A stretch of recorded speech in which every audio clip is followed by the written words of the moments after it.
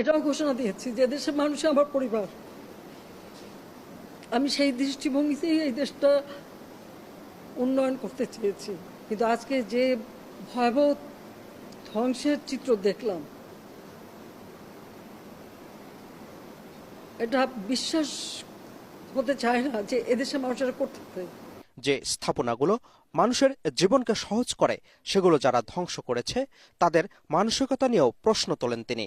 আপনাদের কষ্ট লাঘব করতে চেয়েছিলাম, তা আমি আপনাদেরকেই বলবো যে এই কষ্ট আমি লাঘব করতে চেয়েছি, এই কষ্ট আবার যারা সৃষ্টি করলো তাদের বিরুদ্ধে আপনাদেরই রুখে দেওয়াতে হবে, দেশবাসীকেই রুখে দেওয়াতে হবে। এর বিচার তাদের করতে হবে। আমি তাদের কাছেই বিচার চাই, কারণ আমাদের প্রত্যেকে এই যে মন্ত্রণালয়ের যারা এবং এই মেট্রো রেল নির্মাণ কার্যের সাথে যারা জড়িত তাদের আজকে চোখের পানি পড়ছে। এটা